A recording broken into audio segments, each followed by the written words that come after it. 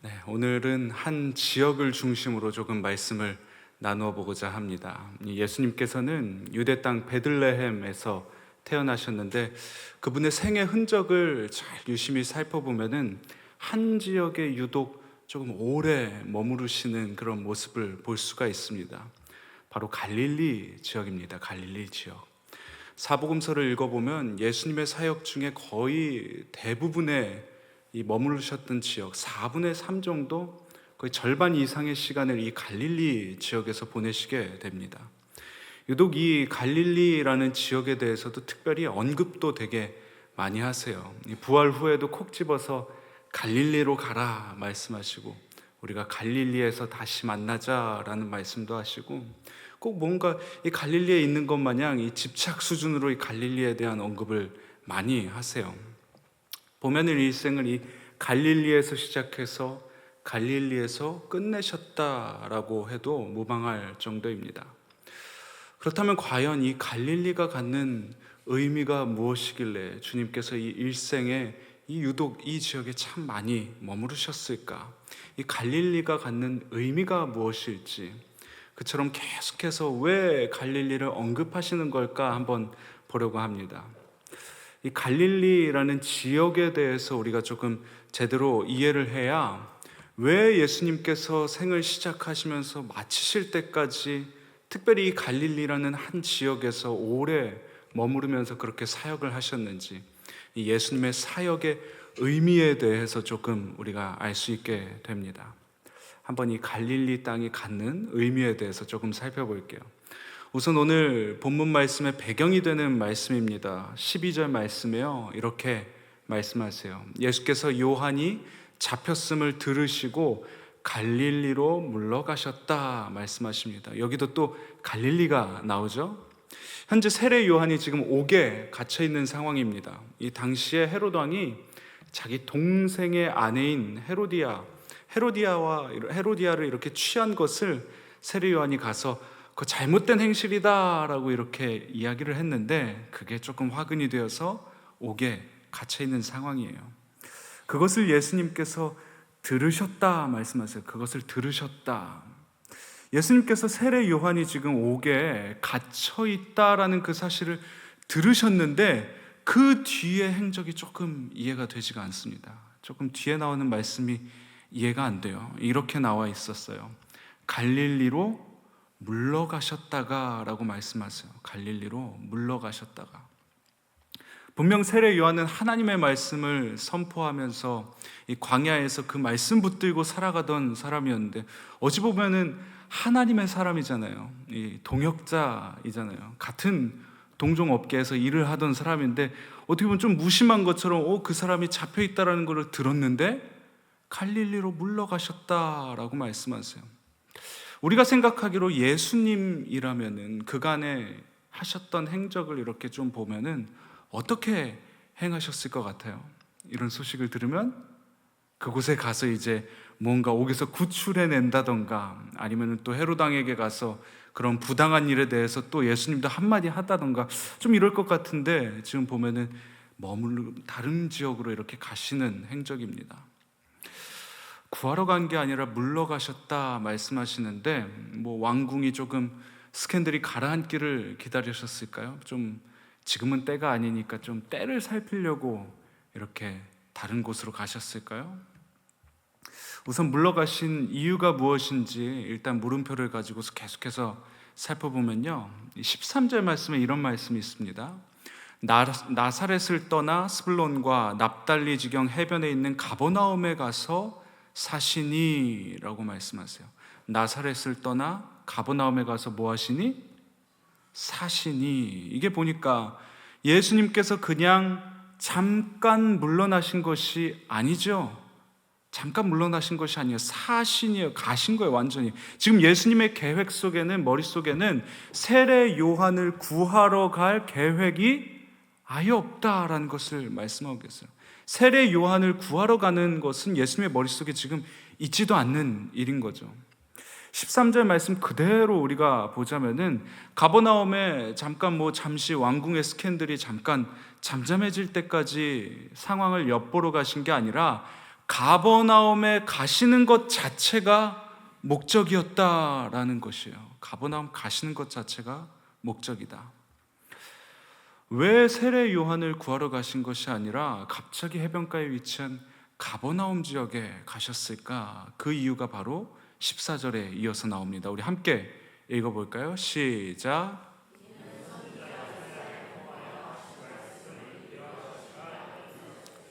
네.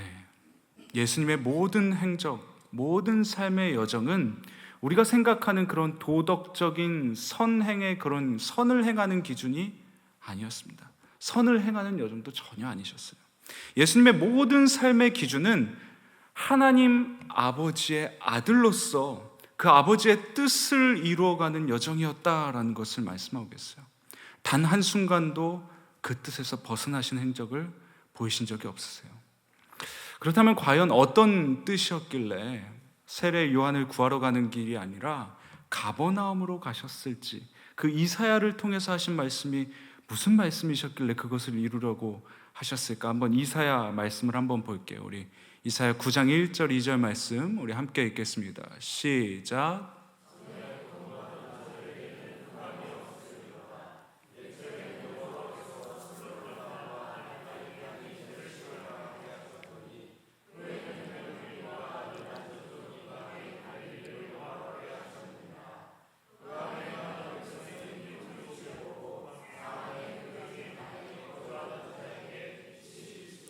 아멘. 계속 띄워주시고, 여기 보면 독특한 표현이 하나 있죠. 이방의 갈릴리라는 표현입니다. 1절에 보시면은 이방의 갈릴리를 영화롭게 하셨느니라 라는 독특한 표현이 하나 있죠. 사진 한번 보여주시겠어요? 북쪽에 보면은요, 조금 잘 보이실지 모르겠는데, 북쪽에 보면은 아수르 제국이 있습니다. 거대한 아시리아 제국이 있어요. 우리가 잘 아는 아시리아 제국이 저 북쪽에 위치하고 있고, 그리고 또 지중해 남쪽으로 보면은 이 강대국, 또 하나의 강대국이 있습니다. 애굽이 있어요. 애굽. 두 왕국이 전쟁을 치룰 때에 제일 좋은 이동 통로가 있어요. 답을 제가 그냥 빨간 줄로 아주 잘 그어놨죠. 잘 보이게. 어딜까요? 묻기도 참 민망해요. 다 적어놔서. 저쪽에 보면은 글씨가 조그맣게 있는데 사마리아 지역이에요. 오늘 본문에 나오는 갈릴리 지역은 저 사마리아 지역, 저 사람 두 사람이 서 있는 곳 있죠. 거기 조금 아래쪽에 있는 조그만한 파란색 점이 있어요. 거기가 갈릴리라는 호수인데, 바로 저 지역이 두 제국이요, 전쟁을 할 때마다 이동하던 그런 통로였습니다. 주로 사용되던 이동로였어요.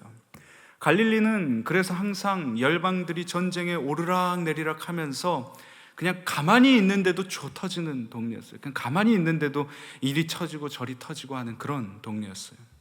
그래서 유대 땅이었음에도 불구하고 전쟁통에 뭐 이방 문물들이 막 물밀듯이 들어오고 하니까 타 지역보다도 훨씬 더 이방화가 많이 이렇게 진행됐었던 덜 유대적인 그런 동네였습니다. 우리나라도 그렇죠. 사진 한번 보여주시겠어요? 네, 어딜까요? 놀랍게도 부산에 있는 한 동네입니다. 예, 식당 내부 한번 보여주시겠어요? 예, 식당 내부만 보면 이게 부산인지 일본인지 가늠이 안 갈 정도예요. 이게 일본에 와 있는지 일본에 있는 한인 식당인지 전혀 알 수가 없어요. 또 다음 사진 보여주시겠어요? 예, 거리가 매우 이쁘죠? 살짝 일본의 교토풍의 느낌이 좀 있어요. 시골 교토에. 이게 포항에 있는 구룡포에 있는 일본 가옥거리입니다. 다음 사진이요. 예, 거기에 있는 일본 가옥을 이렇게 조금 볼 수 있게끔 해놓은 공간인데, 이처럼 항상 이 외세가 침략하는 그런 항구 도시들이나 그런 침략의 길목에 있었던 그런 도시들을 보면은 이방화가 훨씬 더 많이 진행되어 있음을 우리가 볼 수가 있습니다. 갈릴리도 마찬가지였습니다. 그래서 유대 지역이긴 하였지만 훨씬 다른 지역보다 덜 유대적이었고, 자연히 그러다 보니까 종교적인 부분도 마찬가지였어요. 유대인들처럼 막 엄청나게 이 종교적인 부분도 열심인 그런 분위기가 아니었어요.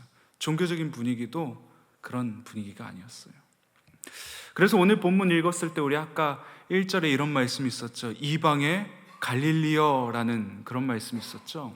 이 표현이 그게 무슨 표현이냐면은 특별히 정통 유대인들, 이 히브리인들이 이 덜 유대적이고 덜 종교적인 이 갈릴리 땅을 딱 봤을 때에 분명히 한 핏줄이기는 한데, 우리랑 같은 민족이긴 한데 뭐 살아가는 행색이나 뭐 행동하는 그런 것들을 보면은 전부 다 자신들이 혐오하는 그런 이방인들의 모습처럼 살아가고 있으니까, 그런 모습을 보면서 조롱하는 표현이에요. 조롱하는 표현.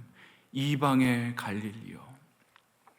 매우 가슴 아픈 역사를 지닌 그런 표현입니다. 실제 갈릴리 지역에 있는 사람들은 경제적으로도 타 지역보다도 훨씬 더 빈곤했었고, 더 빈곤층에 속해 있었고, 그 중에서도 참 유난히 가난했던 동네가 바로 예수님께서 자라셨던 그 동네, 나사렛입니다. 나사렛. 그래서 빌립이 이 예수님을 만나고서 구약의 여러 선지자가 말씀하신 그 선지자를 내가 만났다라고 친구 나다나엘에게 가서 이야기를 하잖아요. 그 친구가 이렇게 이야기하죠. 야, 나사렛에 무슨 선한 것이 날 수 있겠냐. 이게 뭐냐면은, 야, 뭔 그 이방 땅 같은 그런 구질구질한 동네에서 선한 선지자가 나오겠냐, 이런 뉘앙스입니다. 정말 최악의 동네였어요, 그 사람들이 볼 때는. 이사야서 9장 1절 말씀 다시 한번 볼까요? 전에 고통받는 자들에게는 흑암이 없으리로다. 옛적에는 여호와께서 스불론 땅과 납달리 땅이 멸시를 당하게 하셨더니 후에는 해변길과 요단 저쪽 이방의 갈릴리를 영화롭게 하셨느니라. 아멘. 저 말씀 보면 전에 고통받는 자들에게는 이라고 말씀하세요. 다시 말해서 유대인들에게 조롱받고 멸시받고 그 핍박받았던 빈곤의 수치의 모욕의 대명사였던 아주 가난한 땅, 그 갈릴리 지역을 말하고 있는 거예요. 이쯤 되면은 갈릴리 땅이 뭐 얼마나 안 좋은 땅이길래 그렇게까지 하나 싶으시죠? 구약 말씀에서 이 갈릴리 땅에 대한 평가를 조금 더 살펴볼게요. 이 솔로몬 시대 때에 이 여호와의 성전과 이 왕궁을 짓게 됩니다. 이 건축을 하는 데 있어서 핵심 조력자가 한 명 있었어요. 지중해 위편에 두로라는 나라의 왕이었어요. 히람 왕인데요. 이스라엘이라는 나라는 가보신 분들은 아시겠지만 이게 다 산들을 보면은 민둥산이에요. 사진 한번 보여주시겠어요? 네, 다 저런 느낌이에요. 골짜기에 협곡에 산이 있어도 푸릇푸릇한 게 중간에 조금 보였다가 사라지고 뭔가 가시덤불만 있는 것 같은 그런 산들을 유형이에요. 협곡의 모습을 띠고 있고 산도 휑합니다. 때문에 이스라엘의 나무가 아주 귀했어요. 뭐 나무가 많지가 않다 보니까 당연히 나무를 다루는 그런 목공 기술도 뭐 크게 발달하지는 않았습니다. 그런데 정반대로 이 지중해 위편에 두로라는 나라에는요, 이 이스라엘 땅에 나지 않는 특별히 정말 귀한 목재들, 우리가 성경에서 잘 들었던 그 백향목들, 잣나무들, 이런 것들이 정말 풍성했었는데, 그러다 보니 목재를 다루는 그런 목공 기술도 참 많이 발달했었고, 이런 목재를 잘 다루는 그런 목수들도 참 많았습니다. 이 히람 왕이 솔로몬에게 20년 동안 그 성전과 왕궁을 건축하는 데 있어서 온갖 공사에 필요한 그런 나무, 재정, 노동력까지 다 제공을 하게 됩니다. 그렇게 히람 왕이 솔로몬 왕을 도와서 건축을 마치고 나서요, 이 열왕기상 9장 10절 11절 말씀인데 이렇게 말씀하세요. 솔로몬이 두 집 곧 여호와의 성전과 왕궁을 20년 만에 건축하기를 마치고 갈릴리 땅의 성읍 20곳을 히람에게 주었으니 이는 두로왕 히람이 솔로몬에게 그 온갖 소원대로 백향못과 잣나무와 금을 제공하였음이라 말씀하세요. 갈릴리 땅의 성읍 20곳을 지금 선물로 줬어요. 이제 그 노동력과 수많은 이 목재들과 이 금, 이 제재들을 모든 그런 받은 것에 대한 대가로 히람 왕에게 갈릴리 땅의 성읍을 이제 20곳을 주게 됩니다. 노동력을 제공할 때마다 한 차례 한 땅 주고 한 차례 한 땅 주고 이렇게 계속해서 20곳을 준 거예요.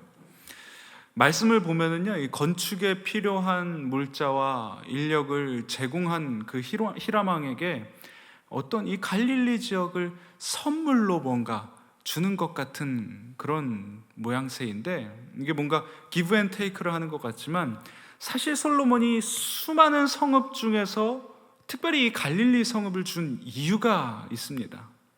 이 솔로몬 왕이 진짜 나쁜 놈이에요. 착한 줄 알았는데 진짜 나쁜 놈이에요. 어디 가서 이러면서 예수 믿는다는 소리 하면 욕먹기 딱 좋아요. 솔로몬 왕이 히람 왕에게 이 갈릴리 땅을 준 이유가 실은 속내를 잘 보면요, 자신이 생각하기로 제일 쓰잘데기 없는 땅이라 생각해서 이거 준 거예요. 제일 쓸모없는 땅이라 생각해서. 금도 받고 목재도 받고 노동력도 제공받긴 받았는데, 이게 그렇잖아요. 어마어마한 걸 막 받으니까 이게 양심상 나도 뭔가 조금 베풀어야 할 것 같긴 한데, 이게 또 생각하기로 좋은 건 주기는 싫고 남 주기는 아깝고 좀 내가 갖고 있자니 살짝 쓸모없는 그런 거 뭐 있을까 어쩌나 저쩌나 하다가, 그래 뭐 지금 별 도움도 안 되는 그런 땅, 안 쓰는 땅 하나 있지 생각나서 준 땅이 바로 이 갈릴리 땅입니다. 나중에 히람 왕이 그 솔로몬 왕이 준 갈릴리 땅을 딱 성읍을 가서 보고 나서요, 직접 눈으로 보니까 이렇게 얘기해요. 열왕기상 9장 12절 13절 말씀입니다. 히람이 두로에서 와서 솔로몬이 자기에게 준 성읍들을 보고 눈에 들지 아니하여 이르기를 내 형제여 내게 준 이 성읍들이 이러한가 하고 이름하여 가불 땅이라 하였더니 그 이름이 오늘까지 있느니라. 이렇게 말씀이 적혀 있습니다. 눈에 들지 아니했다. 마음에 들지 않은 거예요. 그 땅이, 갈릴리 땅이 다 한눈에 봤는데 이게 선물이라고 준 건가, 이런 느낌인 거죠. 선물 받았는데 선물 같지도 않은 선물 받으니까 이 히람 왕이 열이 받았어요. 화딱지 나서 솔로몬 찾아가서 이렇게 얘기하는 거죠. 야, 너 왜 나한테 가불 땅 줬냐? 이 가불은 히브리어로 메마르다, 황폐하다라는 말입니다. 야, 너 왜 나한테 그런 쓰잘데기 없는 메마른 땅 줬냐, 황폐한 땅 줬냐라고 이렇게 말을 하고 있는 거예요. 이처럼 갈릴리 지역은 이방 사람들이 한눈에 그냥 봐도 가불 땅이다라고 부를 정도로 정말 땅의 가치로서 놓고 봐도 쓰잘데기 없어 보이는, 별로 돈 주고 살 만한 가치도 없는 그런 땅, 좋지 않은 땅이었습니다. 갈릴리는 지형적으로 보아도 좋지 못한 땅이었고, 또 지리적으로도 우리 아까 살펴봤죠. 강대국에 둘러싸여서 가만히 있어도 이 빈곤이 찾아오는, 계속해서 약탈이 이루어지는, 전쟁이 빈번한 그 시대적 상황 속에서 아주 뼈저리게 가난했던, 그런 못 살았던 지역이고, 조금 사나 싶다가도 전쟁통에 그 모든 것 다 휩쓸려가는, 희망이 없었던, 자기의 힘으로는 도저히 살아갈 수가 없는 그 땅, 그런 최악의 희망이 없는 땅, 그런 최악의 상황 속에서요, 덜 유대적이면서 덜 종교적이어서 자국민에게까지 이방의 갈릴리어라고, 넌 어디 가서 쪽팔리니까 우리나라라고 말하지도 마라고 그렇게 모욕당하던 아주 천한 지역이었습니다. 이게 갈릴리예요. 그런데 이런 배경 속에서 우리가 주목해봐야 할 사건은요, 예수님께서 바로 그런 흑암과도 같은 갈릴리 지역으로 들어가신 사건이에요. 예수님의 그 행적을 마태복음은 이렇게 설명하고 있습니다. 우리 함께 읽어볼까요? 시작. 흑암에 앉은 백성이 큰 빛을 보았고 사망의 땅과 그늘에 앉은 자들에게 빛이 비치었도다 하였느니라. 아멘. 그 흑암에 빛이 비치었도다. 예수님께서 갈릴리 지역으로 들어가심으로 인해서 바로 이 말씀이 성취되는데요, 이사야 9장 2절 말씀입니다. 우리 아까 읽었던 말씀인데, 흑암에 행하던 백성이 큰 빛을 보고, 다른 말씀이네요. 제가 읽어드릴게요. 흑암에 행하던 백성이 큰 빛을 보고 사망의 그늘진 땅에 거주하던 자에게 빛이 비치도다 말씀하세요. 마태복음에서 이 빛은 예수님을 의미합니다. 오늘 이 말씀이 너무나도 중요합니다. 예수님의 역사는요, 단 한 번도 밝은 적에서 시작된 적이 없어요. 예수님의 사역은 단 한 번도 밝은 지역에서 시작된 적이 없으세요. 항상 그 누구도 주목하지 않았던 그런 땅, 어둡고 춥고 더럽고 빈곤하고 그 누구도 가기도 꺼려하던 그런 땅, 형제들에게조차 조롱받는 그런 갈릴리 땅, 바로 그곳에서부터 예수님의 사역이 시작됨을 오늘 이 말씀을 통해서 분명하게 우리에게 보여주고 계시는데, 예수님이 이 갈릴리 지역으로 들어가신 그 사건이 우리에게 어떤 메시지를 전하고 있는지, 그것을 우리가 좀 주의 깊게 살펴보아야 합니다. 그렇다면 우리가 이 땅을 살아가면서요, 우리가 가져야 하는 시선이 무엇일까요? 갈릴리와 같이 힘없고 연약하고 약한 것들, 자세히 그런 것들을 들여다보는 안목이 아닐까요? 우리에게 필요한 시선이 바로 그런 시선 아닐까요? 자녀 여럿 있는 분들은 다 아실 거예요. 첫째가 잘 살고 둘째가 잘 살고, 그런데 셋째만 너무 힘들게 못 살아. 그러면 자녀의 항상 마음은 셋째에게 가 있어요. 자식들 잘 사는데 딸 하나 힘들게 살고 있으면 항상 마음은 딸에게 향하게 돼 있어요. 저도 제 자식도 아닌데 우리 아이들 보면 항상 그래요. 어떤 문제를 갖고 씨름하고 있는 그런 아이를 보면은 유독 그 아이에게만 마음이 가게 되어 있어요. 다 아무런 문제 없이 정말 평안하게 있는 아이들보다도 유독 그 아이에게 눈이 향하게 되어 있어요. 더 마음이 가고 더 그 아이를 위하게 되고, 그게 뭐 저만 그러겠나요? 여기 있는 모든 분들이 다 같은 마음이잖아요. 당연히 그렇다면 예수님의 마음은 어디에 가 계실까요? 성경 전체를 보면요, 예수님의 시선은 단 한 번도 흔들린 적이 없으세요. 고아와 객과 나그네, 과부, 이런 어렵고 힘든 사람들을 돌보는데 예수님께서는 항상 진심이셨어요. 이거 외에 다른 거에 관심 갖지 않으세요. 고아와 객과 과부, 나그네, 이들이 갖는 공통점이 뭐예요? 스스로는 살아가지 못하는 거예요. 스스로의 힘으로는 자립할 수 없는 이들이에요. 누구의 도움이 없이는 살아갈 수 없는 그런 사람들이에요. 그런 존재들이에요. 예수님의 시선은 단 한 번도 스스로 살아갈 힘이 없던 갈릴리 땅을 단 한 번도 떠나신 적이 없으신 거예요. 그래서 그토록 유독 갈릴리에 집착하리만큼 말씀하시고, 갈릴리 땅에서 보자, 우리가 갈릴리에서 보자, 이 갈릴리를 유독 언급하고 계십니다. 그렇다면 우리가 이 시간에 한번 생각해 보기 원합니다. 과연 내 시선은, 내 시야는 어디를 향하고 있는가? 내가 신앙생활을 하면서 예수 믿는다고 이 자리에 나왔는데 과연 나의 시선은 어디를 향하고 있는가? 더 빛나고 화려하고 잘 먹고 잘 살고 지금보다 더 나아지는 그 상황들, 형편들, 주목받고 사랑받는 상위 0.1%의 리더십의 자리, 그거는요 그냥 세상 사람들 가지라 해도 돼요. 주님께서 원하시는 자리 그거 아니에요. 그 자리 예수님의 관심사가 아니에요. 그런 장소에만 나의 시선이 머물고 있다면요, 스스로 아무 힘도 없는, 나를 더 나은 존재로 바꿀 수조차도 없는, 아무 능력도 없는 이 갈릴리 땅, 다른 사람 이야기가 아닙니다. 아무 희망 없고 흑암 속에 빛도 없이 죄의 문제 하나 내 힘으로 해결할 수 없어서 발버둥치는 우리 인생을 뜻하고 있어요. 이 갈릴리는 죄의 문제 하나 혼자 해결할 수 없어서 아등바등 그던 어둠 가운데 살아가는 우리에게 그 갈릴리 땅에 직접 빛으로 찾아오셔서 그 누구도 주목하지 않고 그 누구도 가지 않고 그 누구도 그곳을 향하여 나와 한 핏줄이라고 말하기까지 꺼려하며 조롱하는 그 땅, 그 땅을 향하여 예수님께서 들어가셨다라는 그 말씀은요, 오늘 죄의 문제 하나 해결할 수 없어서 그 어둠 가운데 살아가는 나의 인생에 찾아와 주신 그 빛이신 예수님, 그 예수님을 오늘 이 말씀을 통해 우리에게 말씀하고 계신 줄로 믿으시길 바랍니다. 사랑하는 성도 여러분, 우리의 시선도요 변화되어지길 바랍니다.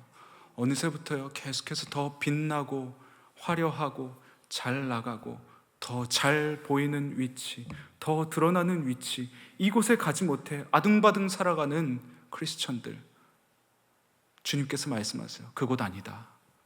내가 바라보는 곳은 갈릴리다. 너희들이 이방의 갈릴리여라고 말하면서 손가락질하고 모욕하고 나는 저기 싫어, 나는 저들과 달라, 나는 저렇게 되지 않을 거야 라고 말하는 그곳이 나의 관심사이다. 그러나 너조차도 갈릴리였던 적이 있지 않냐라고 끊임없이 물으시고 계시다라는 사실을 오늘 이 말씀을 통해서 기억하게 되시길 주님의 이름으로 축복합니다.